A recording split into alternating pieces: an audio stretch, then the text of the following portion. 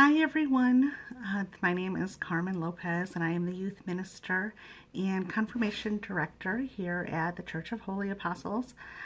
First, I want to say to all of the regulars who come to youth ministry every Monday night that I miss you so much, and I'm sending a big virtual hug to each of you.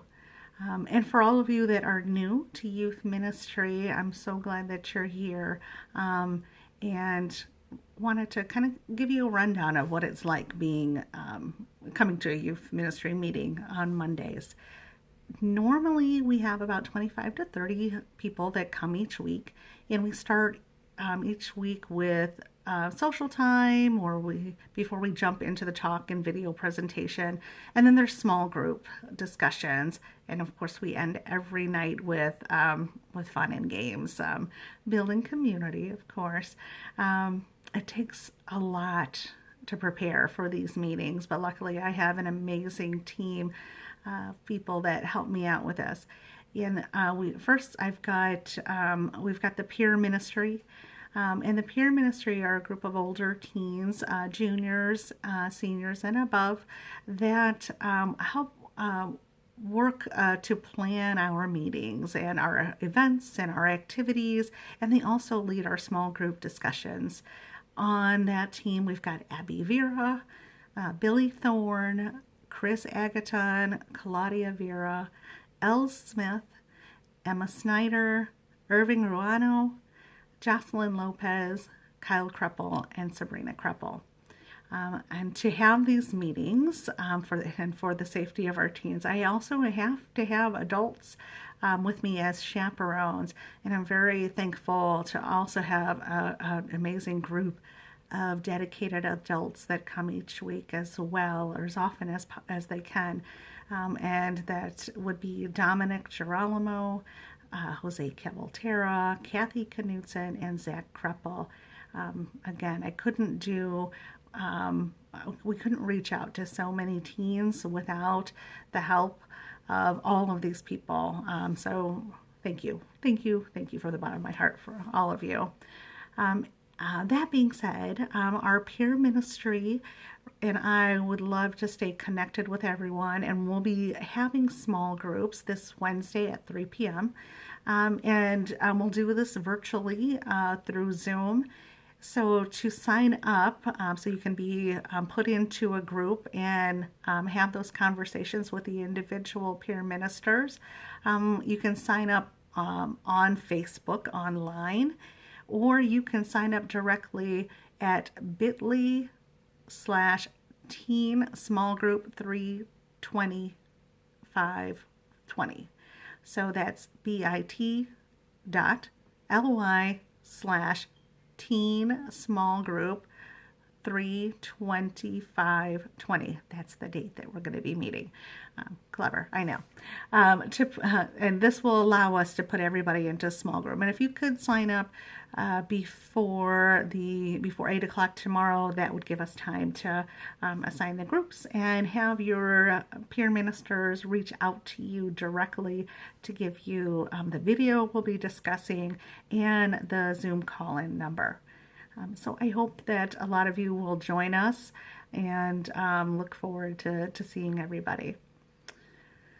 Now, I have been thinking a lot about our current situation, and one of the things that I keep hearing is how these are unprecedented times, and being sheltered like this.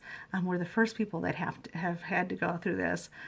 But we all know the story of Noah's Ark. So we're not the first. They were stuck in an ark with just their family, and it was for more than 17 days, at least 40 days. It rained for 40 days.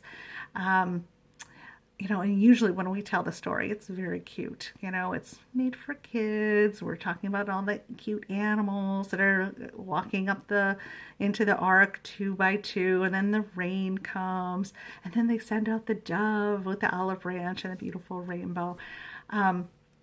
But COVID-19 really gives us a brand new perspective. Let's start looking at the story more closely. God saw the evil taking over the world, and his heart grieved. In Genesis 6, it actually says his heart grieved. And the reason that his heart grieved is because he loves us all and he wants the best for us. His heart breaks for us. So he finds a family that is faithful, and that's Noah's family.